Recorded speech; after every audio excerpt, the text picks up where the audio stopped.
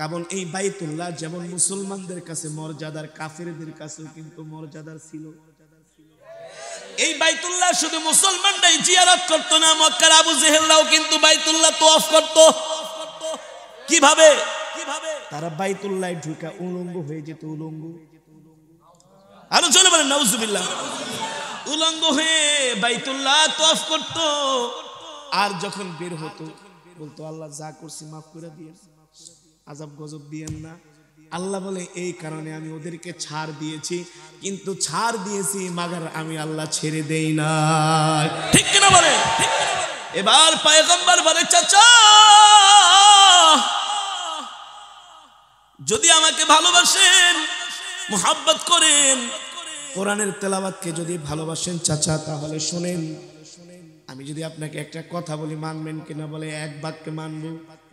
ও চাচা আমি যদি বলি পাহাড়ের পাদদেশে একদল ডাকাত লুকিয়ে আছে, কিছুক্ষণ পরে ডাকাত এসে লোকালয়ে হামলা করবে, আবু লাহাবরা আরো বেশি ভয় পায়।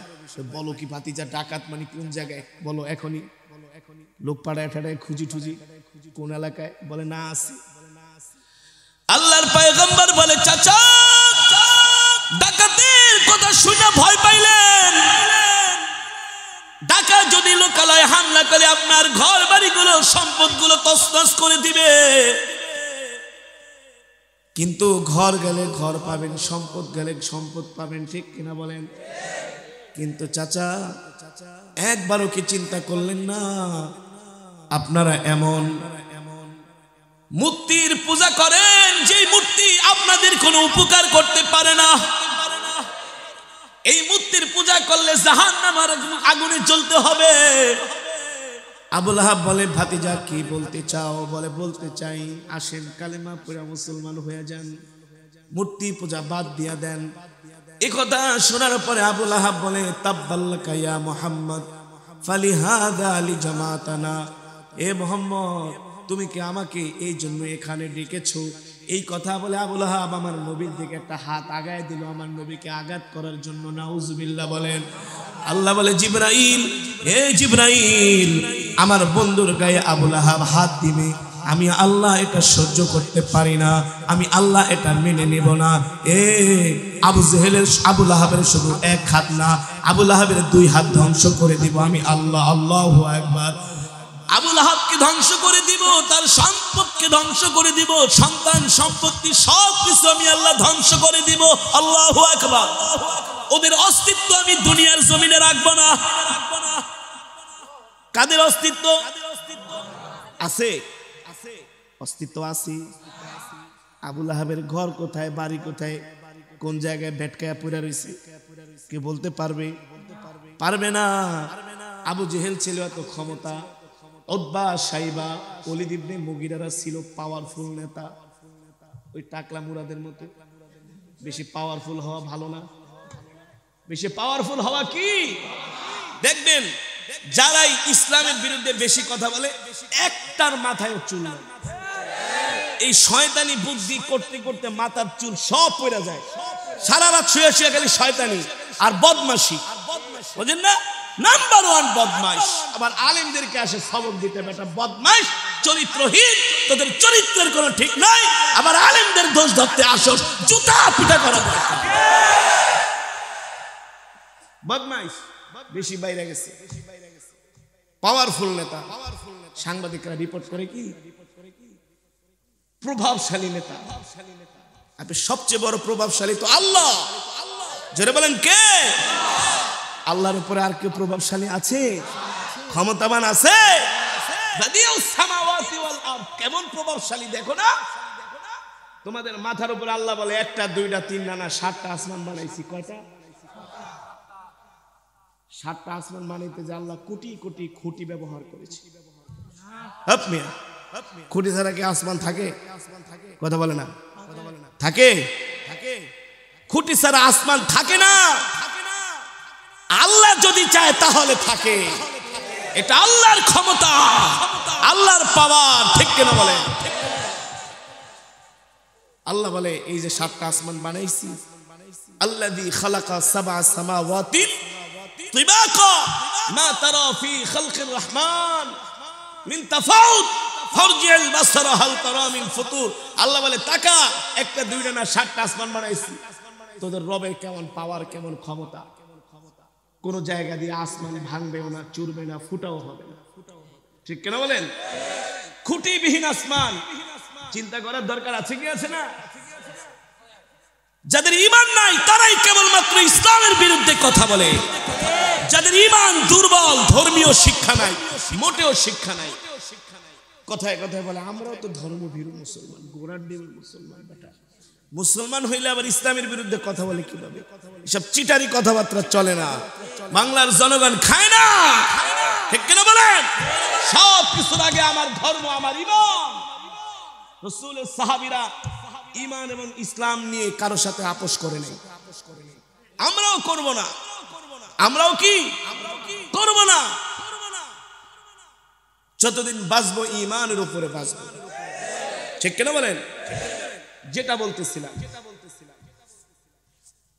মক্কার কাফেররা আমার নবীকে ধমকি দেয়, এ মুহাম্মদ তুমি কোরআনের দাওয়াত বন্ধ করে দাও। আল্লাহর নবী বলেন 1 সেকেন্ডের জন্য কোরআনের দাওয়াত বন্ধ হবে না। আল্লাহু আকবার। যদি বন্ধ না করো, আমরা সম্মিলিত জোট মিলে তোমার উপরে আমরা হামলা করব। আল্লাহর নবী বলে তোমাদেরকে আমরা ভয় পাই না। যিনি আমাকে এই দ্বীনের দাওয়াত দেওয়ার দায়িত্ব দিয়ে দুনিয়াতে পাঠাইছেন সে হলেন আমার আল্লাহ। জোরে বলেন কে? সে হলেন আমার আল্লাহ। কোনোভাবেই মক্কার কাফেররা আমার নবীকে বাধা দিয়া ফিরাতে পারছে না। শেষ পর্যন্ত তারা চাচা আবু তালিবের বাড়িতে আসলেন। আয়েশা বলে, আবু তালিব আপনি প্রবীণ মানুষ, মুরব্বী মানুষ, আমরা আপনাকে সম্মান করি, শ্রদ্ধা করি। আপনার বাবা ছিলেন আরবের একজন সম্ভ্রান্ত নেতা, সম্ভ্রান্ত পরিবারের সন্তান আপনি, কিন্তু ভাতিজা মুহাম্মদকে থামান। এই ভাতিজা কোরআনের দাওয়াত দিয়ে আমাদের সব কিছু শেষ করে দিচ্ছে, আমাদের ধর্মের 12টা বাজায় দিতেছে। ও আবু তালিব, ভাতিজাকে বলেন আমরা তার সব শর্ত মেনে নিব, তারপরেও যাতে সে কোরআনের দাওয়াত বন্ধ করে দেয়। বলেন নাউজুবিল্লাহ। চাচা আবু তালিব ছিলেন চালাক মানুষ বলে আবু জেহেল। কি শর্ত মেনে নিবা? বলে ভাতিজা যদি চায় আমরা তাকে আরবের নেতা হিসাবে মেনে নিব, আমরা তাকে, আর যদি চায় ভাতিজাকে আমরা মক্কার সব সম্পদ দিয়ে দিব। তারপরে যদি ভাতিজা খুশি না হয় মক্কার যত সুন্দরী কন্যা আছে ভাতিজার ঘরে পাঠায় দিব। বলেন নাউজুবিল্লাহ। কত বড় জালেম, চিন্তা করছেন? আয়েশা চাচা আবু তালিবকে এই প্রস্তাব দেয়া যায়। চাচা আবু তালিব বলে ঠিক আছে আবু জেহেল, রাত অনেক হয়ে গেছে, যাওগা, ভাতিজা রাত্রে আসুক, তারপরে তার সাথে কথা বলে কালকে রেজাল্ট জানাবো। আবু জেহেলরা চলে গেলেন। আল্লাহর নবী রাত্রবেলা বাড়িতে আসলেন। চাচা আবু তালিব নবীজির ঘরে আসলেন। আয়েশা নবীজিকে আদর মমতা দিয়া বলতেছেন, ভাতিজা তোমার সাথে আমি একটা মোস্ট ইম্পর্টেন্ট কথা বলার জন্য আসছি। ও চাচা কি কথা? কি কথা? আজকে মক্কার বড় বড় লিডারেরা এসেছিল, বলেছে তোমাকে কোরআনের দাওয়াত বন্ধ করে দিতে। আল্লাহর পয়গম্বর বলে 1 সেকেন্ডের জন্য সম্ভব না। আর জোরে বলেন আল্লাহু আকবার। এবার চাচা আবু তালিব বলে, ভাতিজা রে, মক্কার কাফিরেরা তোমাকে অনেক অফার করেছে, অফার। মক্কার কাফিরেরা বলেছে যা চাও তাই দেয়া হবে। আল্লাহর পয়গম্বর বলে কি দিবে ওরা আমাকে? বলে যদি তুমি চাও তোমাকে মক্কার বড় নেতা বানায় দিবে। বলে দরকার নাই বড় নেতা হওয়ার। যদি সম্পদ চাও তোমার ঘরে মক্কার সব সম্পদ দেওয়া হবে। বলে দরকার নাই। যদি সুন্দরী কন্যা চাও মক্কার সুন্দরী কন্যাদেরকে তোমার ঘরে পাঠিয়ে দেওয়া হবে। বলেন নাউজুবিল্লাহ। এই কথা শোনার পরে আল্লাহর নবী বললেন, ও চাচা সকালবেলা যে আপনি আবু জেহেলদেরকে বলে দিয়েন লাম্মা রাআল কমারা ইয়ামিনি ওয়াশ শামসা ইয়াশিমালি। চাচা মক্কার কাফেরেরা যদি আমার এক হাতে চন্দ্র দেয় আর এক হাতে সূর্য দেয়, তারপরে আমি মুহাম্মদ 1 সেকেন্ডের জন্য কোরআনের দাওয়াত বন্ধ করব না। আর জোরে বলেন আল্লাহু আকবার। আমার নবীর ঈমান। আল্লাহর পয়গম্বর বলে, চাচা আপনি তো আম্মুর রাজুলি সিন ও আবি, চাচা বাপের মতো। চাচা কি? আমি তো আমার কথা বললাম, আপনার সিদ্ধান্ত কি? চাচা আবু তালেব বলে, আমার সিদ্ধান্ত তুমি কালেমার দাওয়াত দিয়া যাও, আমি তোমার সাথে আছি। আল্লাহর নবী বলে, এত সমর্থন? বলে, আমি জানি মক্কার আবু জেহেলরা না জানলে কি হবে, আমি জানি আমার ভাতিজা মোহাম্মদ দুনিয়ার কোনো সাধারণ মানুষ নয়, আমার ভাতিজা হলো নবী, এর মধ্যে কোনো সন্দেহ নাই। আল্লাহু আকবার। আল্লাহর পয়গম্বর বলে, চাচা আর কি জানেন? বলে, আমি অনেক কিছু তোমার সম্বন্ধে জানি, অনেক কিছু। আল্লাহর পয়গম্বর বলে, কি জানেন? কি জানেন? চাচা আবু তালেব বলে, ভাতিজা রে, তুমি যখন তোমার মায়ের গর্ভে ছিলা, তুমি যখন তোমার মায়ের গর্ভে ছিলা, ও ভাতিজা, তখন থেকে কেমন যেন আমাদের ঘরের মধ্যে বরকত শুরু হয়ে গেছে। আর জোরে বলেন সুবহানাল্লাহ। ও ভাতিজা, তুমি যখন তোমার মায়ের পেট থেকে দুনিয়াতে জন্ম নিলা, তুমি যেই দিন দুনিয়াতে আগমন করেছো, তোমার শরীরের ঘ্রাণে এলাকা পুরা জান্নাতি সুবাসে সুবাসিত হয়ে গেছে। আল্লাহু আকবার। তোমার শরীর থেকে আমরা যে ঘেরান পেয়েছি, এমন ঘেরান আমরা কোনোদিন জীবনে দেখিও নাই, নাকের ভিতরও পাই নাই। নিশ্চয় এটা দুনিয়ার কোনো সাধারণ ঘেরান না, এটা হলো জান্নাতের খুশবু। ও ভাতিজা, আল্লাহর পয়গম্বর বলে, আর কি জানেন? বলে, দুনিয়ার সাধারণ নিয়ম হলো ছোট বাচ্চারা যখন দুনিয়াতে জন্ম নেয় তাদের নাভি কাটতে হয়। কি কাটতে হয়? কিন্তু তোমাকে যখন দুনিয়াতে আল্লাহ পাঠাইছে, তোমার পেটের মধ্যে কে যেন নাভিটাকে কেটে পাঠাইছে। আল্লাহু আকবার। ও ভাতিজা, দুনিয়ার সাধারণ নিয়ম হলো বাচ্চা যদি জন্ম নেয় তার শরীরের মধ্যে রক্ত থাকে, থাকে না? শরীরের মধ্যে রক্ত থাকে। খোদার কসম করে বলি, তোমার চাচি আমাকে বলেছে, তুমি যখন তোমার মায়ের পেট থেকে বের হয়েছো, খোদার কসম তোমার শরীরের মধ্যে এক ফোঁটা রক্তের কণাও ছিল না। আল্লাহর পয়গম্বর বলে, আর কি জানেন? বলে, ভাতিজা আর জানি, একদিন আমি তোমাকে বাড়িতে রেখে আমি বাজারে গিয়েছিলাম, একটু সন্ধ্যা হয়ে গেছে, তোমার কথা খুব মনে পড়তেছিল, আমি তোমার জন্য একটা খেলনা কিনে বাড়ির দিকে দৌড় শুরু করলাম। আমি আসতেছি আর আকাশের দিকে তাকায় রয়েছি, দেখি আকাশের চাঁদটা আমার থেকে আরো দ্রুত গতিতে তোমার বাড়ির দিকে দৌড়ায় আসতেছে। আমিও হাঁটি, চাঁদ আমার চাইতে আরো দ্রুত গতিতে আসে। আল্লাহু আকবার। দেখলাম চাঁদ আস্তে আস্তে একেবারে তোমার বাড়ির চালের উপরে চলে আসছে। আমি ভয় পেয়ে গেলাম। আমি যত আগাই চাঁদ তোমার দিকে আরো তত আগায়। আমি ভয় পেয়ে গেলাম, না জানি আকাশের চাঁদ আমার ভাতিজার উপরে আশ্রে পড়ে। খোদার কসম করে বলি, ভাতিজা, আকাশের চাঁদ তোমার উপরে আশ্রে পড়বে তো দূরের কথা, আমি দেখতেছি আকাশের চাঁদ আমার ভাতিজা মোহাম্মদের সাথে কথা বলতেছি, আকাশের চাঁদ আমার ভাতিজা মোহাম্মদের সাথে খেলা করতেছি। আল্লাহু আকবার। জোরে বলেন আল্লাহু আকবার। সাতি শাজারু নাতাকাল হাজারু শাক্কাল কমারু বিইশা রাতিহি। আমার নবী রাস্তা দিয়ে হেঁটে যায়, গাছগুলো দেখে আমার নবীকে সালাম দেয়। আল্লাহু আকবার। আসসালামু আলাইক ইয়া রাসূলুল্লাহ। ও নবী, আপনি শুধু মানুষের নবী না, আপনি আমাদের নবী। সুবহানাল্লাহ বলেন। আপনি কি? আমাদের নবী। নবী যখন মক্কা থেকে হিজরত করে মদিনায় যায়, মক্কা থেকে মদিনার দূরত্ব কত কিলোমিটার?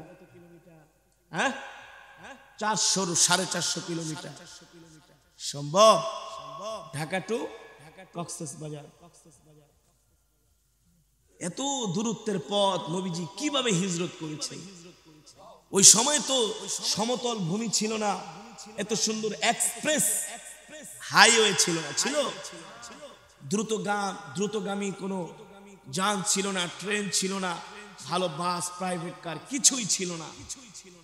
সিদ্দিক আকবর আর আল্লাহর নবী দুইজনে মিলা দুইটা ঘোড়া নিয়ে রওনা করেছে। আল্লাহু আকবার, আল্লাহু আকবার। কোন কোন বর্ণনা এসেছে ঘোড়াগুলো হাঁটতে হাঁটতে হাঁপায় গেছে। ঘোড়াগুলো নবীজি অন্যকে দান করে দিয়েছেন। পায়ে হেঁটে হেঁটে মক্কা থেকে নবীজি হযরত আবু বকর সিদ্দিককে নিয়ে হিজরত করেছেন। অনেক পথ, লম্বা পথ। পাহাড়ি রাস্তায়, পাথরের রাস্তায় কখনো হেঁটেছেন? হাঁটেন নাই। যখন রৌদ্র ওঠে তখন পাথর কিন্তু আরো গরম হয়ে যায়, পাথর কিন্তু আরো গরম হয়ে যায়। এ কারণে জাহান্নামের মধ্যে জাহান্নামীদেরকে পাথর গরম করে শাস্তি দেওয়া হবে। উপরে রোদ্রের তাপ যখন পাথর পায়, পাথর আরো অগ্নিশর্মা হয়ে যায়, গরম হয়ে যায়। আল্লাহ নবী ওই পাথরের উপরে পাড়া দেন, নাতাকাল হাজার, পাথর দেখে আমার নবীকে সালাম দেন। আর জোরে বলেন সুবহানাল্লাহ। ওগো রাহমাতুল লিল আলামিন, আমি শক্ত পাথর, আপনি আমার উপরে পাড়া দিলে আপনি ব্যথা পাবেন। এই কারণে আমি বরকতে, আপনার বরকতে আমি পাথরটা তুলার চাইতে নরম হয়ে গেল। সুবহানাল্লাহ বলেন। আবু বকর সিদ্দিক দেখতেছে নবীজি যেই পাথরের উপর পাড়া দেয় ওই পাথর কি হয়? তুলার মতো একেবারে নরম হয়ে যায়, নরম। সিদ্দিক আকবর দেখে আমি একটু পাথরে পাড়া দিত, দেহে তারটা নরম হয় না। সে বলল কারণটা কি? নবীজি হাঁটতে হাঁটতে হাঁপায় গেছে। সিদ্দিক আকবর বলে, ওগো নবীজি আপনি আমাকে একটু খেদমত করার সুযোগ দেন। বলে কি খেদমত করবা? বলে আমি চাই আপনাকে একটু কুলে নিতে, আপনি হাঁটতেছেন, আমার কষ্ট হচ্ছে। সিদ্দিক আকবর নবীজিকে কোলে তুলে নিলেন। এবার সিদ্দিক আকবরও পাথরের উপর পাড়া দেয়, তুলার মতো নরম হয়ে যায়। সুবহানাল্লাহ, সুবহানাল্লাহ। অনেক দূর যাওয়ার পরে সিদ্দিক আকবর বলে আমি তো এখন হাঁপায় গেছি। নবীজি বলে এবার অনেক খেদমত হয়েছে, রাখ। সিদ্দিক আকবরকে আকবরের কোল থেকে নবীজি নেমে এবার দুইজনে হাঁটতেছে হাত ধরে ধরে। নবীজি যে পাথরে পাড়া দেয় পাথর তুলার মতো নরম হয়, কিন্তু আবু বকর পাড়া দিলে তুলার মতো নরম হয় না। সিদ্দিক আকবর বলে নবীজি যতক্ষণ আমার কোলে ছিলেন নবীর বরকতে পাথর তুলার মতো নরম হয়ে গেছে, আর আমি নিজে দেখতেছি পাথর আমার নবীকে সালাম দিচ্ছে। আল্লাহু আকবার, জোরে বলেন আল্লাহু আকবার। সেই নবী এক মুহূর্তের জন্য কোরআনের দাওয়াত বন্ধ করেছে, এক মুহূর্তের জন্য কোরআনের দাওয়াত বন্ধ করে নাই। আল্লাহর পয়গম্বর মক্কার জমিনে একা, দুই একজন সাথী সঙ্গী, আর বিশাল মক্কার বাহিনী, বিশাল বাহিনী। অর্থের অভাব নাই, অস্ত্রের অভাব নাই। আমেরিকার অর্থের অভাব আছে, অস্ত্রের অভাব আছে। পৃথিবীর সবচেয়ে সমৃদ্ধশালী দেশ, পৃথিবীর সবচেয়ে সমৃদ্ধশালী দেশ আমেরিকা। চোখ রাঙ্গাইলে অবস্থা খারাপ। যে দেশের দিকে চোখ রাঙ্গায় ওই দেশের ক্ষমতার পরিবর্তন হয়ে যায়। এত ক্ষমতা, এত প্রভাব। কিন্তু সেই আফগানের খেটে খাওয়া দুর্বল, তিন বেলা খেতে পায় না, এক বেলা খায়, সিরা স্যান্ডেল পায়ে দেয়, কারো পায়ে জুতাও নাই, জামাও নাই। সেই মোল্লাদের হাতে মায়ের খাইছে, 20 বছর মায়ের খায় এখন আমেরিকায় ভাগছে। ঠিক কিনা বলে? কয় বছর মার খেয়েছে? 20 বছর মায়ের খায় আমেরিকা ভাগছে। এমন একটা পর্যায়ে আইসা এখন মোল্লা গোকায় বাবারে সাইরা দে, মা কাইন্দা বাচ্ছে, তোদের সাথে আর কোনদিন লড়াই করতে আসবো না। এ কারণে ওই দিনকা সেই মোল্লারা বলেছেন আফগানিস্তানের ভরসা করেছি, পৃথিবীর কোন রাষ্ট্রের উপরে ভরসা। এ কারণে পৃথিবীর সুপার পাওয়াররা, রাশিয়া আমাদের সাথে টিকে নাই, সোভিয়েত ইউনিয়ন টিকে নাই, মার খায় রাশিয়া পালাইছে, আমেরিকা পালাইছে। এখন আর কে যাবে ওদের সামনে? কে যাবে? কেউ যাবে না। হ্যাঁ, মোল্লারা সব কি কথা না। মোল্লা ওদিন দেখলাম গভর্নর নিজের হাত দিয়ে টাকা বিলি করছে গরিবদের মাঝে। বলে কারো হাতে দিব না, চোর বাটপারদের হাতে দিলে খেয়ানত করবে। নিজে যে জনগণের মাঝে বিলিয়ে দিচ্ছে, মনে হয় হযরতে ওমরের শাসন চলে আসছে। আল্লাহু আকবার। মোল্লাদের পাওয়ার আছে কি আছে না? আছে। এই বেটা, মোল্লাদের পাওয়ার নাই? এই ভারতবর্ষ স্বাধীন করেছে মোল্লারা। মোল্লা কারা? ইতিহাস জানো? আলেমরা, আমরা, আমাদের পূর্বসূরি, আমাদের আকাবেদা, আমাদের ওস্তাদের ওস্তাদের ওস্তাদেরা, আমরা যাদের কাছে পড়াশোনা করছি, তারা রাত্রবেলা খানকায় এসে দর্জ দিতেন, আর দিনের বেলা যায় ব্রিটিশদের সাথে জিহাদ করতেন, লড়াই করতেন। মোল্লারা, তোমরা তো ইতিহাস জানো না, এই কারণে মোল্লাদেরকে শুধু মনে করো মসজিদ আর মাদ্রাসায় মোল্লারা থাকে না। আমাদের ইতিহাস আছে, ঐতিহ্য আছে। তারা ছিলেন খানকায়ে পীর ময়দানে মীর। তারা ছিলেন খানকায়ে পীর ময়দানে বীর। এই ব্রিটিশদের বিরুদ্ধে আন্দোলন করে পুরো ব্রিটিশ ভারতবর্ষকে ব্রিটিশদের কবল থেকে মুক্ত করেছেন। 1-2 বছরে না, 1-2 বছরে না, যুগের পর যুগ, যুগের পর যুগ। এ কারণে কেউ যদি মনে করে এই দেশ থেকে ইসলাম মুছে দিবে, যতদিন পর্যন্ত বাংলার জমিনে ইসলাম আছে, যতই নাটক ফাটক হোক না কেন, ইসলাম মুছে দেওয়া যাবে না, সম্ভব না। যতদিন মাদ্রাসা মসজিদ আছে, আলেম ওলামা আছে, ততদিন সম্ভব না। কিন্তু আপনাদের মতো পাবলিক থাকলে সম্ভব। আপনাদের মতো পাবলিক থাকলে সম্ভব। আর আপনারা তো আলেমদের পক্ষে থাকেন না, আপনাদের পাওয়া যায় না। রসুলকে যখন গালি দেয়, জগন্নাথ ইউনিভার্সিটি থেকে নবীর পক্ষে মিছিল বের হয় না, ঢাকা ইউনিভার্সিটি থেকে বের হয় না, জাহাঙ্গীরনগর থেকে বের হয় না, চিটাগং ইউনিভার্সিটি থেকে নবীর পক্ষে মিছিল বের হয় না। যদি নবীর পক্ষে মিছিল বের হয়, নবীর ইজ্জতের পক্ষে, তাহলে এই দাড়ি টুপিওয়ালা আলেমরাই বের করে, আলেমরাই বের করে। এ কারণে আলেমদের মর্যাদা আল্লাহ কোরআনে বর্ণনা করেছেন, ইন্নামা ইয়াখশাল্লাহ মিন ইবাদিহিল উলামা। আলেমরাই হচ্ছে সবচেয়ে আল্লাহকে বেশি ভয় করে। যেই সন্তান বাবাকে বেশি ভয় করে, বাবাও ওই সন্তানকে বেশি ভালোবাসে, বাসে না? যেই বান্দা আল্লাহকে বেশি ভয় করে, ওই আল্লাহও বান্দাকে বেশি ভালোবাসে। আলেমরাই ভালোবাসে। আপনাদের কথা বলা হয় নাই, রাগ করতেছেন? এটা তো বলে আল্লাহ তাআলার পাঠ, নবীর পাঠ, ইন্নাল উলামা ওয়ারাসাতুল আম্বিয়া। উলামায়ে কেরাম নবীর ওয়ারিস, আপনারা না, উলামায়ে কেরাম। সাবধান, আলেমদের দিকে আঙ্গুল তুলবেন না, আলেমদের দিকে আঙ্গুল তুলবেন না।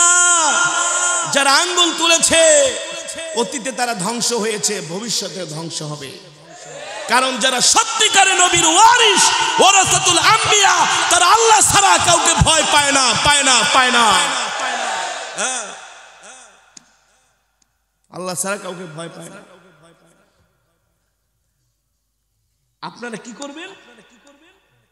আপনাদের কাজ হলো আলেমদের সহযোগিতা করা, আলেমদের পাশে থাকা।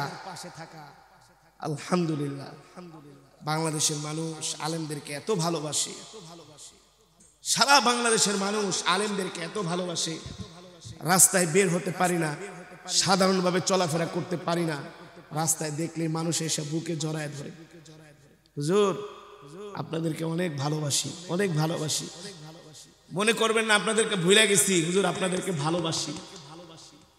হ্যাঁ, এই ভালোবাসাটা যদি আলেমদের সাথে, জনগণের সাথে থাকে, ইনশাআল্লাহ বাংলার জমিন ও কোরআনের রাজ কায়েম হবেই হবে, হবেই হবে ইনশাআল্লাহ, ইনশাআল্লাহ। আর মুমিনের তামান্নাই হচ্ছে এটা। মুমিনের আশাই কি? কেউ যদি বলে আমি নামাজ করুম, রোজা করুম, হজ করুম, জাকাত করুম, দূর, ইসলামের কোরআনের শাসন টাসন এগুলো আমার দরকার নাই, এটা আমি পছন্দ করি না, তাইলে আর ইমান নাই, নাই, নাই, নাই। ইমান প্রত্যেকটা মুসলমানের দিলের তামান্না হওয়া উচিত, আল্লাহর জমিনে আল্লাহর রাজ কায়েম হয়ে যাক, কোরআনের বিধান কায়েম হয়ে যাক। ঠিক কিনা বলেন? আমরা যেন আল্লাহর পয়গম্বর বাতিলের সামনে মাথা নত করে নাই, আমরা সেই বিশ্ব নবীর শিষ্য। যে কোনো উপায়ে, যে কোনো পন্থায়, যে কোনো কৌশলে, যে কোনো হেকমতে আমরাও হকের উপর অটল থাকব ইনশাআল্লাহ। রাজি আছেন? কে কে রাজি আছেন হাত উঠান, নারায়ে তাকবীর, নারায়ে তাকবীর। আল্লাহ আমাদের কবুল করুন বলে আমিন। হাত নামান। আমরা যে ওয়াজ মাহফিল করি আমাদের উপরে অনেক নজরদারি চলে। কি চলে? কিরামান কাতিবিন সব সময় খবর রাখে। মসজিদে জুমা পড়াইতে গেল কিরামান কাতিবিনরা ফোন দেয়, হুজুর কি ওয়াজ করলেন আপনি আজকে? এটা এমনি এমনি করলে ভালো হতো না? ওয়াজ শিখায় আমাদের। কি শিখায়? ওয়াজ শিখায়। আল্লাহ তাআলা আমাদের সকলকে হেফাজত করুন বলে আমিন। আল্লাহ আমাদের ঈমানী শক্তি বৃদ্ধি করে দিন, আমিন। সম্মানিত হাজিরিন, আমি প্রচন্ড অসুস্থ। আজকে 3-4 দিন যাব অনেক কষ্ট করে জার্নি করে ঢাকা থেকে এসেছি আপনাদের খেদমতে ইনশাআল্লাহ। একে তো আমি মুসাফির, দ্বিতীয়ত কোরআনের কারি, রাসূলের হাদিস। যে ব্যক্তি কোরআনে হাফেজ হয়, কোরআনের কারি হয়, সে যখন বেশি বেশি কোরআন পড়ে তখন সে শুধু কোরআনের কারি হাফেজ থাকে না, সে নিজে জীবন্ত একটা কোরআন হয়ে যায়। আর জোরে বলেন সুবহানাল্লাহ। এই কারণে আমি আপনাদেরকে নিয়ে দোয়া করব। যার যা মনের আশা তামান্না আছে আমরা আল্লাহর কাছে আরজি পেশ করব। আমাদের অনেকের মা নাই, বাবা নাই, আত্মীয় স্বজন যারা ইন্তেকাল করেছেন তাদের জন্য আমরা প্রাণ খুলে দোয়া করব। আলিফ লাম মিম ফাউন্ডেশন কেরানীহাটবাসীর উদ্যোগে যে 2 দিন ব্যাপী মাহফিল, আজকে প্রথম দিন, আগামীকাল দ্বিতীয় দিন, আপনারা স্বতঃস্ফূর্তভাবে কালকে 3 জনকে দাওয়াত দিয়ে নিয়ে আসবেন। আনবেন তো ইনশাআল্লাহ? কার কার মাহফিলে সকলে আসবেন তো ইনশাআল্লাহ? আল্লাহ সকলকে কবুল করুন বলে আমিন। যারা এই মাহফিলের আয়োজন করেছেন, আয়োজক বৃন্দ, আল্লাহ তাদেরকেও কবুল করুন বলে আমিন। আমি অসুস্থ, আমি মুসাফির, আমার জন্য দোয়া করবেন। আমিও আপনাদের জন্য দোয়া করব। ওমা আলাইনা ইল্লাল বালাগ। আমার সাউন্ড এটা একদম টানে টানে, এই সাউন্ডটা দিয়া আর আমার গলাটা ভাঙছে। সাউন্ড টান দিলে কোনো সাউন্ড থাকে না, খালি ক্যাচ ক্যাচ করে। চাপ দিলে শুধু সাউন্ড বের হবে কিন্তু বের হয় না। এই কারণে আমার গলাটা আরো ভাঙছে সাউন্ডের জন্য। ইনশাআল্লাহ নেক্সট আবার যদি কখনো কোথাও কোনো মাহফিলে দেখা হয়, অনেক প্রোগ্রাম চাই আমার সাতকানিয়া থেকে কেরানীহাট, কিন্তু শিডিউল নাই, এই কারণে দিতে পারি না। দেখা হয়ে যাবে ইনশাআল্লাহ। আপনাদের মনের তামান্না আশা আমি পূর্ণ করবো ইনশাআল্লাহ। তারপরেও এই অসুস্থ শরীর নিয়ে 1 ঘন্টার উপরে কথা বলেছি, তেলাওয়াত করেছি, বয়ান করেছি। আসলে বয়ান বেশি লাগে না, আমল করলে অল্প বয়ানেই আমলের জন্য নাজাতের জারিয়া হয়ে যায়। ঠিক কিনা বলেন? হ্যাঁ, আমল করতে হবে, বেশি বেশি আমল করতে হবে। তার মানে যার ঈমানী শক্তি থাকবে সে কখনো মিথ্যা কথা বলবে না, সে কখনো জিনা করবে না, ব্যভিচার করবে না। তার ঈমান তাকে ফিরায় রাখবে। ঠিক কিনা বলেন? মানুষকে কষ্ট দিবে না, মানুষকে ঠকাবে না। এই গুণগুলো আমাদের মধ্যে আমরা ইনশাআল্লাহ কায়েম করার চেষ্টা করব। আল্লাহ আমাদের তৌফিক দান করুন বলি আমিন। আল্লাহুম্মা সাল্লি আলা মুহাম্মাদ ওয়া আলা আলি মুহাম্মাদ কামা সাল্লাইতা আলা ইব্রাহিম ওয়া আলা আলি ইব্রাহিম ইন্নাকা হামিদুম মাজিদ। আল্লাহুম্মা বারিক আলা মুহাম্মাদ ওয়া আলা আলি মুহাম্মাদ কামা বারাকতা আলা ইব্রাহিম وعلى آل إبراهيم إنك حميد مجيد. سبحان الله وبحمده سبحان الله العظيم. اللهم آمين. ربنا ظلمنا أنفسنا وإن لم تغفر لنا وترحمنا لنكونن من الخاسرين. ربنا آتنا في الدنيا حسنة وفي الآخرة حسنة وقنا عذاب النار. يا أول الأولين يا آخر الآخرين يا ذا القوة المتين يا راحم المساكين يا أرحم الراحمين يا أرحم الراحمين يا أرحم الراحمين يا علي يا عظيم يا حليم يا كريم. মাওলায়ে করিম মেহেরবানি করে তামাম জিন্দেগীর গুনাহ খাতাগুলো মাফ করে দেন। এই মাহফিলকে আল্লাহ কিয়ামত পর্যন্ত কবুল করে নেন। এই মজমাকে আল্লাহ কবুল করে নেন। অত্র এলাকার গোরস্থানে যত মুর্দিগান শুয়ে আছে সকলের কবরে আযাব মাফ করে দেন। এই মাহফিলে যারা 1 টাকা থেকে 1000 টাকা দান করেছেন সকলের দানকে কবুল করে নেন। আল্লাহ মেহেরবানি করে আপনি আমাদের ঈমানি শক্তি বাড়ায় দেন। আল্লাহ আমরা যেন হকের পথে থাকতে পারি আল্লাহ তৌফিক দিয়ে দেন। ঈমান এবং ইসলামের পথে যেন থাকতে পারি আল্লাহ তৌফিক দিয়ে দেন। ও মাওলায়ে কারীম মেহেরবানি করে জীবনের সমস্ত গুনাহ খাতাগুলো মাফ করে দেন। জীবনে যত গুনাহ করেছি সব গুনাহগুলো মাফ করে দেন। জনম দুঃখিনী আব্বাজান আম্মাজানের গুনাহগুলো মাফ করে দেন। যেই সংগঠনের উদ্যোগে মাহফিল আল্লাহ এই সংগঠনকে কবুল করে নেন। সংগঠনের সদস্যবৃন্দদেরকে কবুল করে নেন।